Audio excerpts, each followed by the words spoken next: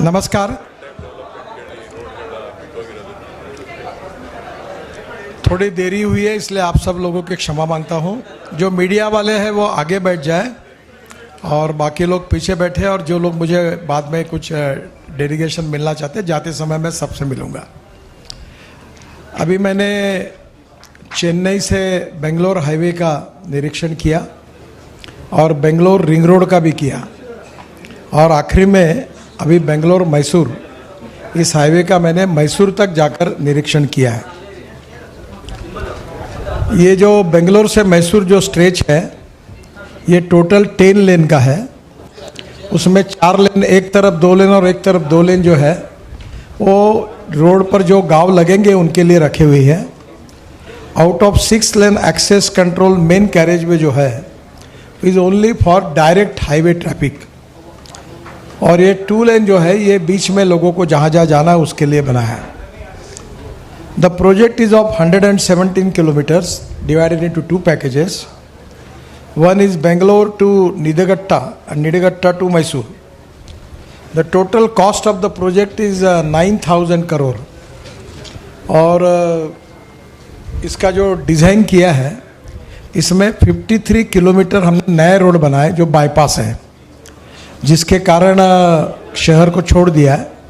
तो स्वाभाविक रूप से जो गांव के अंदर हेवी ट्रैफिक जाता था वो नहीं जाएगा, जिसके कारण ट्रैफिक जाम और एक्सीडेंट के प्रॉब्लम उसमें से सॉल्व होंगे। ये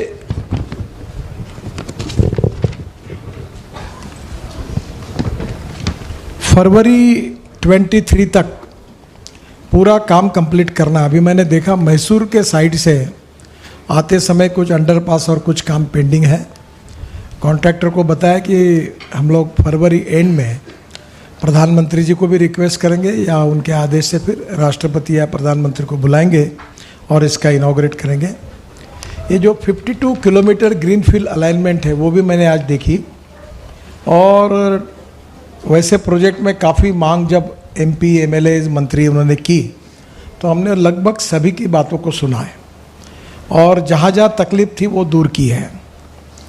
बाईपास के कारण इसका travel time from Bangalore to Mysore एकदम कम हो जाएगा। मेरे अंदाज से ये कम से कम 1 घंटा 20 मिनट 10 मिनट 15 मिनट के अंदर ये होगा डायरेक्ट ट्रैफिक के लिए। और इसका सबसे बड़ा एडवांटेज ये है कि बेंगलोर में काफ़ी कंजेशन है और काफ़ी सैचुरेशन है इंडस्ट्री का, आईटी इंडस्ट्री का। अब इसके साथ बेंगलोर टू मैसूर के बीच में जो सैटेलाइट सिटीज़ है वो राज्य सरकार उसके लिए इंडस्ट्रियल क्लस्टर के रूप में बाकी दृष्टि से डेवलप करे, उसको कनेक्टिविटी देने का काम हम करेंगे। ये टूरिस्ट के लिए भी बहुत महत्वपूर्ण है।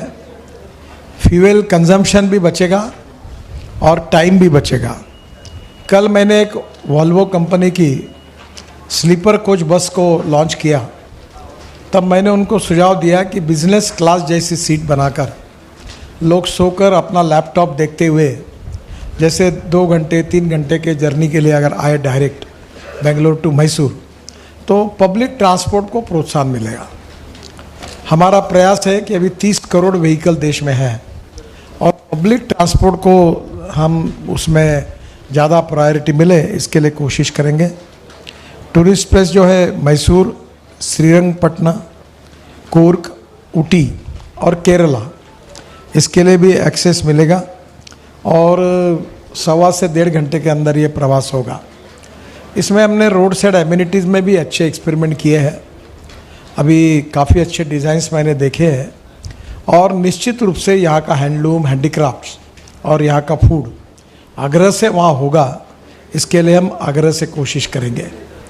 विशेष रूप से हैंडलूम और हैंडीक्राफ्ट का सेल के लिए कुछ जगह हमने हर रोड साइड एमिनिटीज़ में रिजर्व रखी है, और अगर कर्नाटक की सरकार उसमें अपने कॉरपोरेशन के लिए अगर कुछ जगह चाहती है तो उनको भी देंगे। जो वुडन क्राफ्ट है और हनी है, जो यहाँ की विशेषता है, उसके लिए भी मार्केट होगा और यहाँ के फूड के लिए भी ये इम्पोर्टेंट होगा।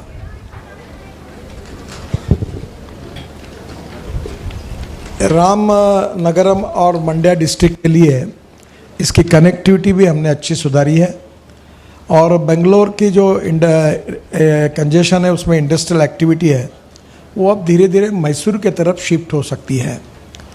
आज मेरी मुख्यमंत्री जी के साथ मीटिंग है तो निश्चित रूप से इस पर मैं उनसे चर्चा करूंगा।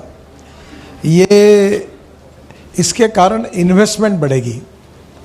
बेंगलोर में जो प्रॉब्लम है ट्रैफिक जाम, लैंड की अवेलेबिलिटी, अब यहाँ सस्ती लैंड मिलेगी तो प्लान डेवलपमेंट बेंगलोर और मैसूर के बीच में अच्छी टाउनशिप डेवलप होगी, नई इंडस्ट्री, आईटी इंडस्ट्री आएगी और रोजगार भी निर्माण होंगे। आईटी इंडस्ट्री बड़े प्रमाण पर यहाँ आ सकती है, राज्य सरकार इसमें सहयोग करेंगे, हम इसमें पूरा उनको सहयोग करेंगे। एजुकेशन इंस्टीट्यूशन भी आ सकती है और निश्चित रूप से ये एक कर्नाटक के लिए ये हाईवे एक ग्रोथ इंजन होगा। आज मैंने बेंगलोर की सैटेलाइट टाउन रिंग रोड का भी कुछ पार्ट देखा। ये टोटल जो है ये भारतमाला परियोजना में बेंगलोर को डिकंजेस्ट करने के लिए हम बना रहे हैं। ये टोटल 288 किलोमीटर की लेंथ है, 243 kilometre in Karnataka and 45 kilometre इन तमिलनाडु। इसकी कॉस्ट करीब 17,000 करोड़ तक जाएगी और out of 288 kilometre 136 kilometre already हमने अवार्ड कर दिया है जिसकी कॉस्ट 6,000 करोड़ रुपए तक जाएगी और 53 किलोमीटर हमने ऑलरेडी कंप्लीट किए हैं। The corridor is design for a speed of 100 kilometre per hour, boosting the speed of freight movement and increasing the traffic handling capacity. It will provide safe movement and commercial vehicles without entering in the Bangalore city. ये road को हम पूना बंगलोर से जोड़ रहे हैं और पूना का ring road फिर मुंबई पुणे एक्सप्रेस हाईवे से जुटेगा। मैं जब महाराष्ट्र में मंत्री था तो मुझे मौका मिला Mumbai Pune express highway, Worli Bandra sea link project, 55 flyovers in Mumbai. तो स्वाभाविक रूप से ये मुंबई टू बेंगलोर ये जो प्रवास है ये 7 घंटे के अंदर, 6.5 से 7 घंटे के अंदर होगा और पूना जो है पूना से बेंगलोर ये 4.5 से 5 घंटे में होगा। तो पूना से फिर हम औरंगाबाद के लिए नया रोड बना रहे हैं और नागपुर से मुंबई समृद्धि महामार्ग बन रहा है। तो औरंगाबाद से जालना हम लोग नया रोड पुणे से औरंगाबाद बना रहे, 2 घंटे में औरंगाबाद होगा। तो धीरे धीरे आपको शिरडी भी जाना होगा तो 6.5-7 घंटे में बेंगलोर से शिरडी तक भी जा सकेंगे। तो आने वाले समय में इससे लॉजिस्टिक कॉस्ट भी कम होगी। बेंगलोर का जो रिंग रोड है उसमें हम एक बड़ा लॉजिस्टिक पार्क 1800 करोड़ रुपए के इन्वेस्टमेंट से बना रहे हैं और जिसके कारण आज मैंने देखा हेलीकॉप्टर से कि कंटेनर डेपो भी शहर के अंदर है। तो हमारे यहाँ कोशिश करेंगे कि रेलवे लाइन जहाँ क्रॉस होती है वहाँ अगर कंटेनर और लॉजिस्टिक पार्क एक जगह लाया जाएगा तो आज मैं उसकी भी बात करूँगा।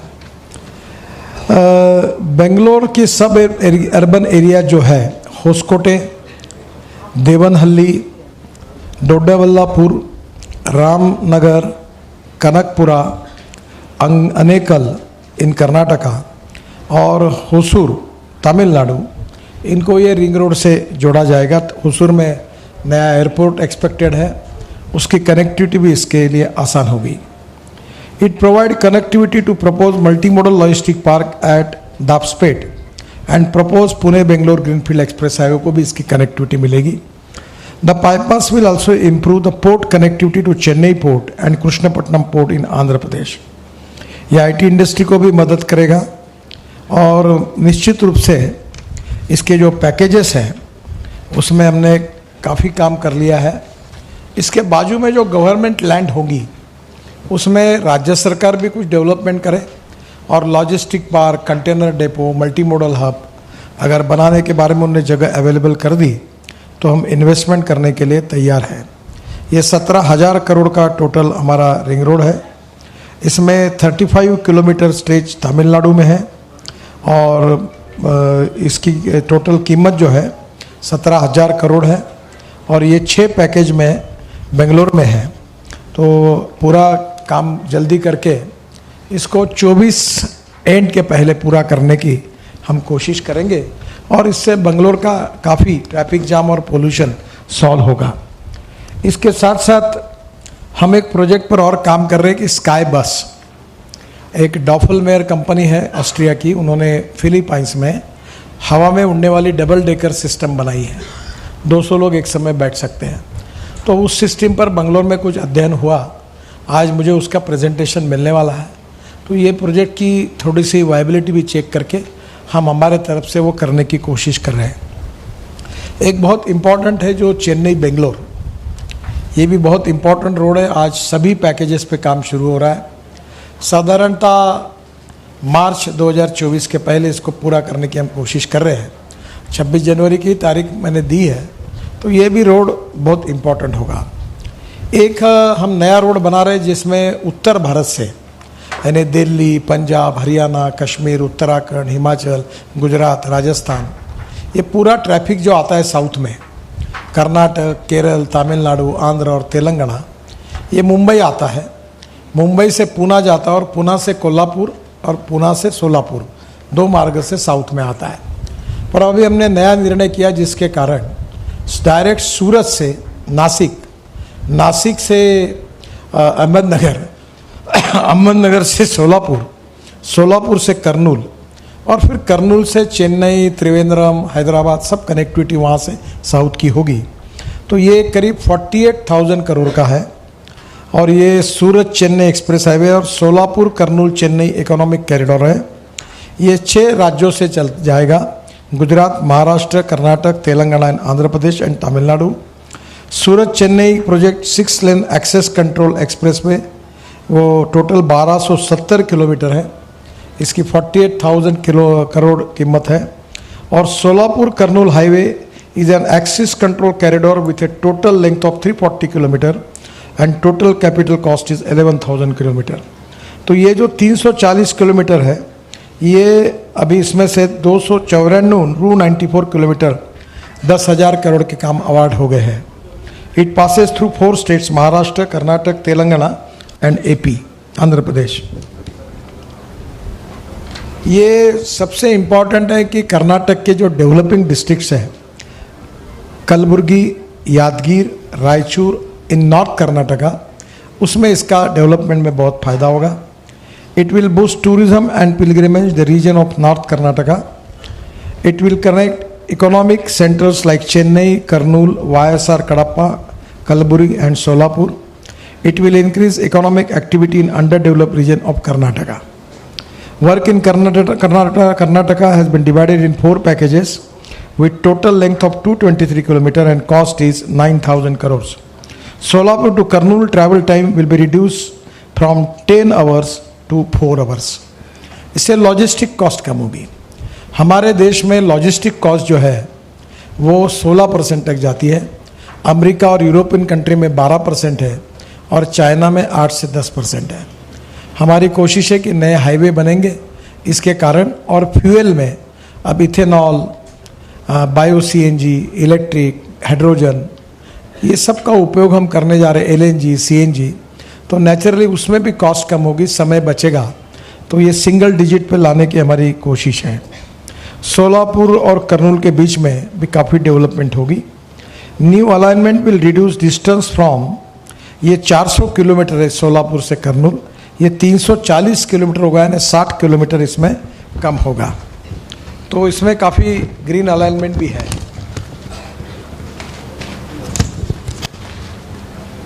ये काफ़ी काम शुरू हो गया है, उसके डिटेल्स मैं अपने इसमें डिटेल में वेबसाइट पे डाल दूंगा।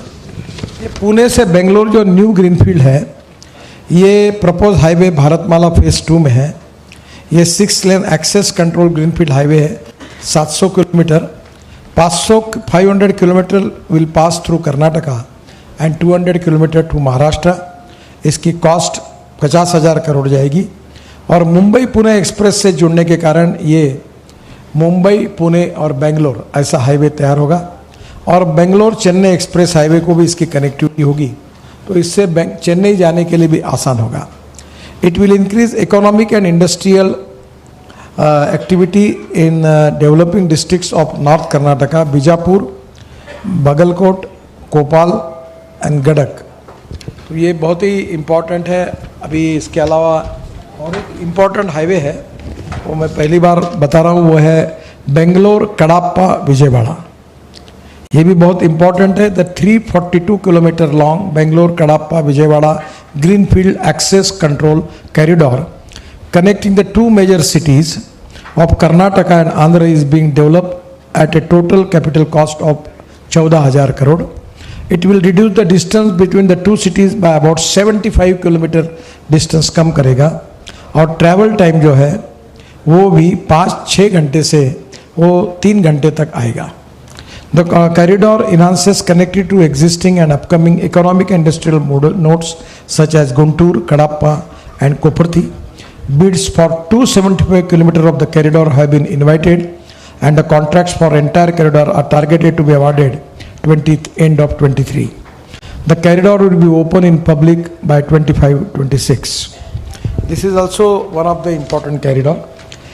हम लॉजिस्टिक पार्क भी बना रहे हैं और अभी पब्लिक ट्रांसपोर्ट को प्रायोरिटी दे रहे हैं। मैंने कल ट्रांसपोर्टर को भी रिक्वेस्ट की है कि Bangalore to Mysore air condition business class जैसी सीट बनाकर ये 1.25 घंटे का 1 घंटे का जो 1.25 घंटे का सफ़र होगा ये कंफर्टेबल होगा, तो बड़े प्रमाण पर लोग अपनी गाड़ियों के बजाय इसका यूज़ करेंगे, जिससे पब्लिक ट्रांसपोर्ट बढ़ेगा। हमने यहाँ 55-52 किलोमीटर रिंग रोड भी बना है। इस साल अनअवॉइडेबल बहुत पानी आया है और जिसके कारण यहाँ काफ़र वाटर लॉगिंग हुआ इस रोड पर। हमने इसका अध्ययन किया है, टेक्निकली भी कर रहे हैं, उसमें जहाँ जहाँ सुधार होगा वो सुधार भी करेंगे। रोड सेफ्टी ऑडिट भी करेंगे। यहाँ कोई एक्सीडेंट नहीं होने चाहिए। कुछ कर्व्स बहुत है जहाँ कुछ हुए हैं, मैंने सूचना दी है कि वहाँ लोगों के लिए डेंजरस कर्व ऐसे कुछ और साइनेज लगाने चाहिए ताकि ड्राइवर सावध हो जाएंगे और उसका रोड सेफ्टी ऑडिट भी करेंगे। पानी का जो लॉगिंग हुआ है उसके ऊपर भी हमारी सिस्टम को भी हम चेक करेंगे और पानी कहीं रुकना नहीं चाहिए, इसके लिए पूरी कोशिश करेंगे। पर इस साल जो पानी आया था अनअवॉइडेबल, पिछले 10 साल के एवरेज थे वो सब तोड़कर काफ़ी पानी आया था और इसकी समस्या आप लोगों को काफ़ी तकलीफ हुई, मुझे भी सभी लोग प्रतिनिधियों ने कहा है। अब उसके कारण जो नुकसान हुआ वो विषय हमारे पास तो नहीं आता है, वो स्टेट गवर्नमेंट उसके ऊपर गौर करेगी, पर बाकी सिस्टम में जो प्रॉब्लम है वो सुधारेंगे। मैं आपको थोड़ा देरी हुई इसलिए क्षमा मांगता हूँ और पत्रकार जो है इसके संबंध में कोई सवाल पूछना चाहते तो मैं उसके जवाब दूंगा। Thank you very much. नमस्कार।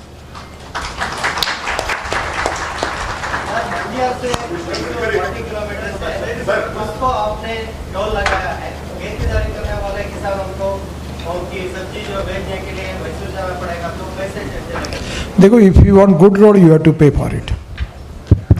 आपको अच्छे रोड चाहिए तो आपको टोल देना पड़ेगा, उसमें बचत होती है।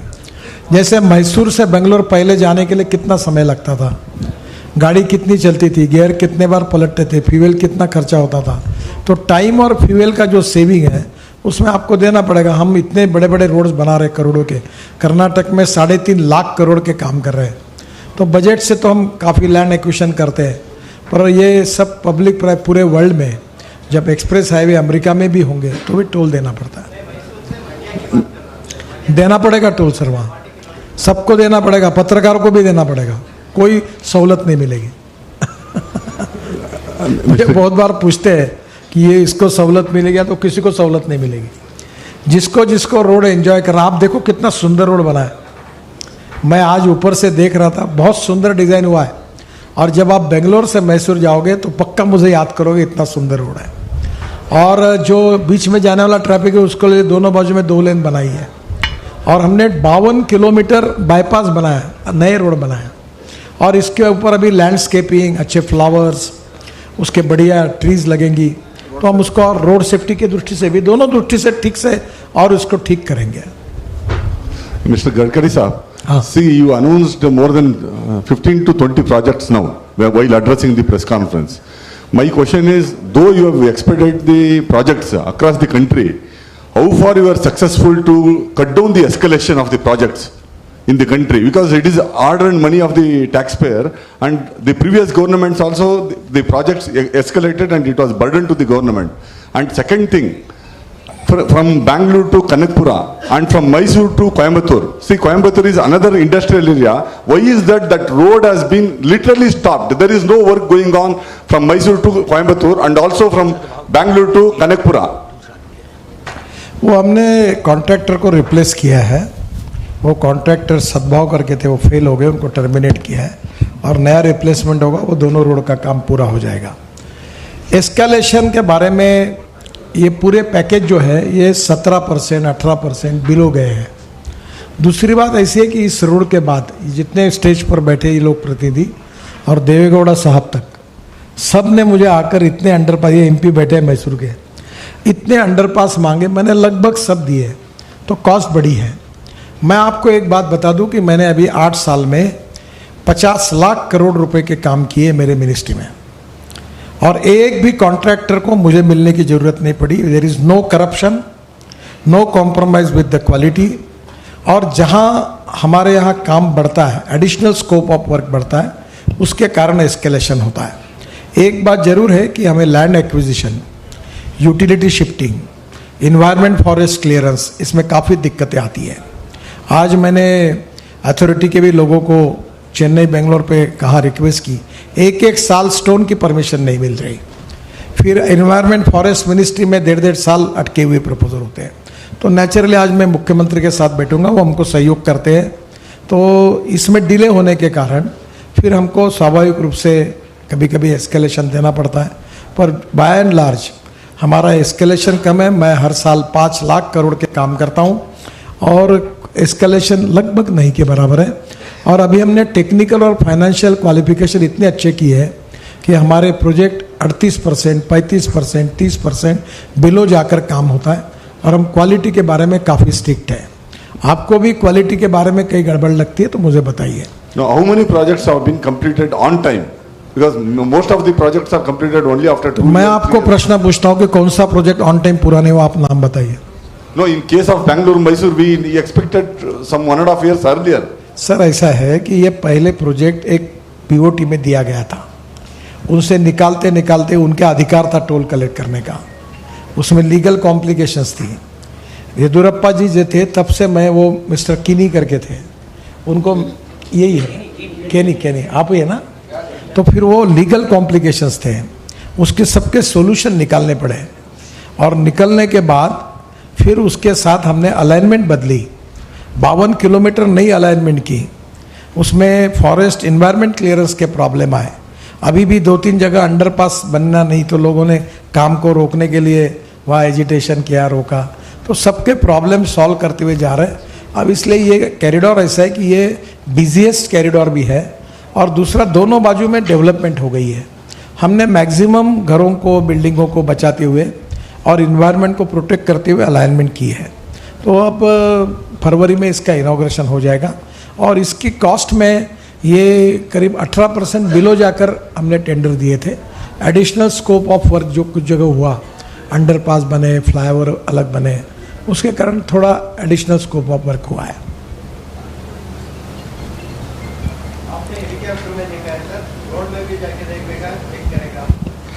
नहीं, अभी तो मैं बीच में दिल्ली चेन्नई में भी कुछ किलोमीटर बस में गया, यहाँ भी मैंने काफ़ी नज़दीक से हाइट कम रखे हुए एक एक को देखा और मैंने एक एक चीज़ पूछी, मुझे पूरा आइडिया आया। एक टेकड़ी बनी थी यहाँ बाजू में, तो ये ऊपर क्यों ऐसा बनाया, एक जगह केवल ऐसा ब्रिज बना हुआ है, तो बोला वो फॉरेस्ट के लिए बना है।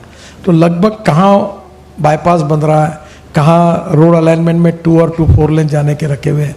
अब मेरे लिए इतना तो संभव नहीं है, मैं अब तो बहुत दिनों के बाद बेंगलोर आया हूँ, तो इसका ऐसे मुझे 28 एक्सप्रेस हाईवे बना रहा हूँ ग्रीन, तो मैं अभी तक वहाँ नहीं जा पाया। दिल्ली मुंबई का मैंने अभी पूरा इंस्पेक्शन नहीं किया।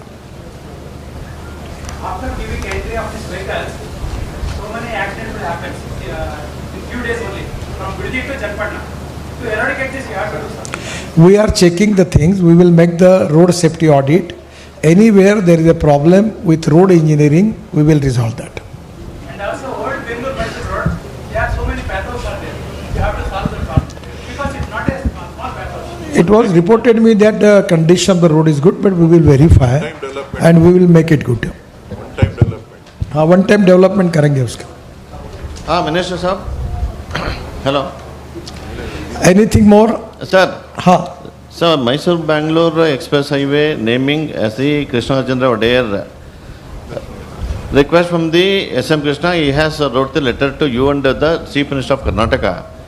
What is your opinion regarding this, sir? उन्होंने पत्र मुझे भेजा है, पर अभी तक हमारी राष्ट्रीय महामार्ग में नाम देने की प्रथा नहीं है। बहुत पहले से उसको बंद किया है। फिर भी मुख्यमंत्री से चर्चा करके प्रधानमंत्री जी की अनुमति लेनी पड़ेगी। तो मुख्यमंत्री जी स्टेट के तरफ से अगर लिखते हैं तो मैं जरूर प्रधानमंत्री की तरफ रिकमेंड करके भेजूंगा। Then regarding the Ramnagar, Mandya and Mysore MP, my Mandya MP Malata has several times they alleged that the unscientific road structure has made and has not connected to the either side the rural people. What is the opinion your side, sir? I don't have any opinion. We have already technically verified the things, and if anywhere the specific problem is there from the MP, we can again verify technically. As far as the DPR is concerned, it is to be prepared by the technical committee. Neither I am going to prepare DPR, neither any politician or minister or MP is making DPR. It is by the technical authority. But still, if there are the problem, if the MP have some reservation, we will check the thing and we will rectify if the problem is there. Sir, though you assured you will be providing some space for this cottage industry and promotion of the products, we need at least in 130 kilometer stretch, we need at least one hospital and few basic facilities where the public can utilize it. On the whole stretch, nothing is there. Actually, frankly speaking, hospital is with the health ministry. Actually, we are giving facility for crane and ambulance. There will be ambulance service and we are also making helipad. So we can make air ambulance by which it can be easy to save the life of the people. Regarding trauma center and hospital, we will use the hospital nearest to our road exactly when there are a lot of cities which are developed, and the state government will facilitate all type of health facility. We will take the patient up to the hospital, and we have some insurance policy also, and we will try to help them. Thank you, sir. Thank you, बहुत बहुत धन्यवाद। आप सबका बहुत बहुत आभारी हूँ। नमस्कार।